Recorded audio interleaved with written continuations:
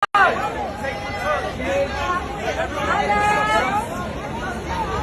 a way, make a way.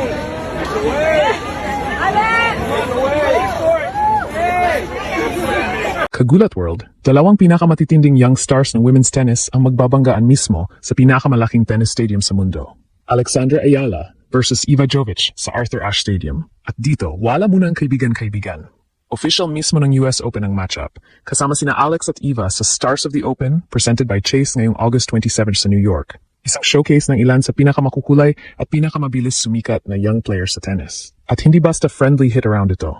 One-set match, first to 6 games, at sina Alex at Jovic ang third matchup sa programa pagkatapos ng Amanda Anisimova, Marta Kostyuk at Joao Fonseca, Lerner Tien battles. At napakaganda ng storyline.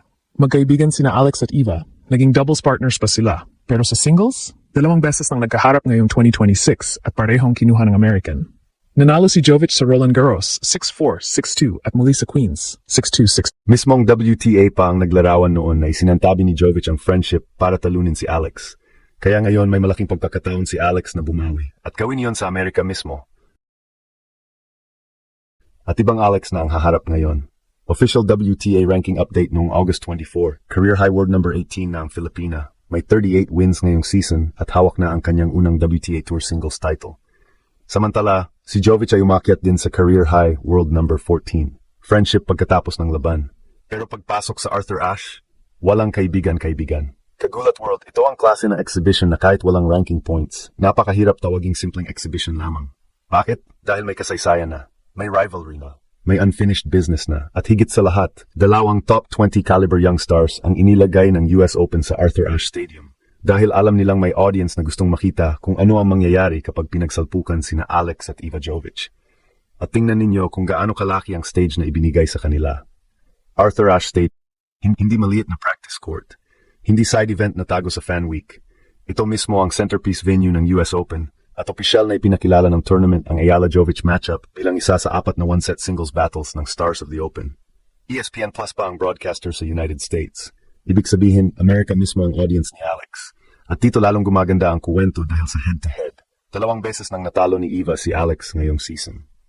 Unang banggaan nila sa Roland Garros noong May 26. Jovic won 6-4, 6-2. Pagkatapos, nagkita muli sila sa Queens noong June 10 at mas mabilis ang naging resulta, 6-2, 6-2 para sa American.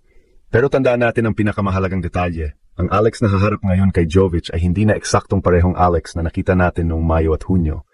Pagkatapos ng Queens, nagpatuloy ang pag-akyat ni Alex. Nag-champion siya sa Birmingham WTA 125, pagka ng malaking Grand Slam run sa Wimbledon at umabot sa round of 16, ang pinakamalalim niyang singles result sa isang major hanggang ngayon. At pagkatapos niyan, sumabog ang pinakamalaking breakthrough. Nanalo siya sa Washington, D.C. Tinalo si Jessica Pegula sa final, 4-6, 6-4, 6-0. Para maging kauna-unahang Filipina na nagkampeon sa WTA Tour Singles. Mga kababayan, malaking bagay yan sa psychology ng matchup. Dati, si Jovic ang may malinaw na confidence dahil siya ang 2 beses nang nanalo. Ngayon, haharap siya sa isang Alex na may trophy na, may top 20 status na, at napatunayan ng kaya niyang mag-adjust at mag-level up laban sa elite competition. Official WTA data pa, noong August 24th, umakyat si Alex sa career high world number 18. Mula world number 50 sa pagtatapos ng 2025 hanggang number 8 ngayon. Isang napakalaking transformation sa loob lamang ng ilang buwan. At hindi rin natin babawasan ang kalaban. Si Eva Jovic ay isa ring halimaw na young prospect. 18 years old lamang, ngunit career high world number 14 na. Umabot siya sa Australian Open quarterfinals ngayong 2026 at sa Wimbledon round of 16. May WTA 500 title na rin siya mula Guadalajara noong 2025. Kaya ito ang nakaka-excite. Parehong tumataas, parehong lumalakas, parehong gustong patunayan na kabilang sila sa bagong mukha ng women's tennis. At may isa pang bagay, magkaibigan sila. Naging doubles partners sina Alex at Eva sa Auckland ngayong taon.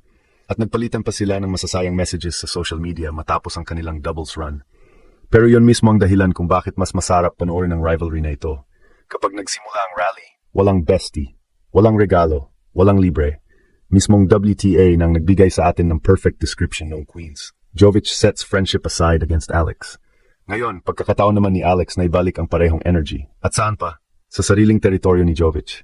Sa New York, sa Arthur Ashe, sa harap ng American crowd. Kung may magandang lugar para makuha ni Alex ang unang panalo niya laban kay Eva Jovic, Mahirap humingi ng mas dramatic na setting kaysa rito. Kagulat World, dito natin makikita kung bakit napakahalaga ng matchup na ito bago ang mismong US Open singles campaign ni Alex. Hindi dahil may ranking points na nakataya. Ang format nga ay isang set lamang, first to 6 games. Pero sa tennis, confidence at familiarity laban sa isang partikular na opponent ay napakalaking bagay. At para kay Alex, mayroon siyang pagkakataong subukan agad ang mga adjustments niya laban sa isang player na 2 beses nang naging problema sa kanya ngayong season. Ano ang naging problema noon? Sa kanilang Queens match, malinaw ang numbers. Si Alex ay may 12 winners ngunit 19 unforced errors. Si Jovic naman ay napaka-clean, 26 winners laban sa 9 lamang na unforced errors. Ibig sabihin, naging malaking factor ang consistency at ball tolerance ng Americans sa kanilang aggressive baseline exchanges. Pero malaking bagay ang nangyari pagkatapos. Mas naging composed si Alex sa pressure points. Mas nakita natin ang variety niya. Mas naging dangerous ang lefty patterns niya. At higit sa lahat, natutunan niyang manatili sa laban kahit mahirap ang simula. Eksaktong ipinakita niya sa DC Open Championship match nang bumalik mula sa isang set-down laban kay Pegula at tapusin ang deciding set sa 6-0. Yan ang version ng Alex na gusto nating makita kay Jovic. Hindi kailangan ng sobrang komplikadong formula. Aggressive first strike. Gamitin ang left-handed serve para buksan ang court. At huwag bigyan si Jovic ng comfortable rhythm sa baseline dahil iyon mismo ang klase ng tennis kung saan napakadelikado ng American.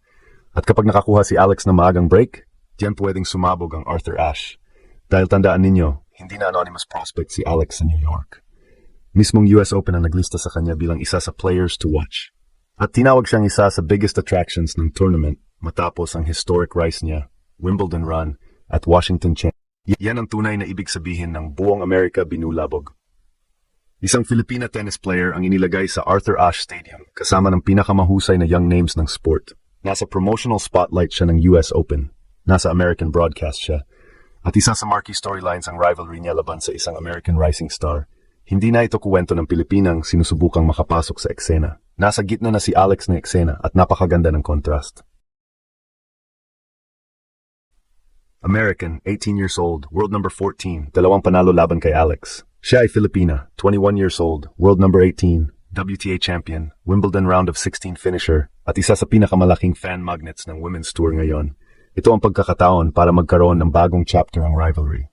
2-0 ngayon kay Jovic. Pero kung manalo si Alex sa Arthur Ashe, even in this exhibition format, may isang malinaw na mensaheng madadala niya papasok sa US Open. Kaya niyang talunin ang player na 2 beses nang humarang sa kanya. At mas malaking message ang maaring maramdaman ng crowd. Ang Alex na nakikita nila ngayon ay patuloy na nagbabago, patuloy na lumalakas, at hindi na madaling ikulong sa resulta ng kanilang mga nakaraang laban. Kaya Kagulat World, ihanda ang mata ninyo sa Alex versus Jovic. 2 kaibigan sa labas ng court, 2 rising stars ng bagong generation, 2 top-level players na parehong gustong mag-iwan ng marka sa New York.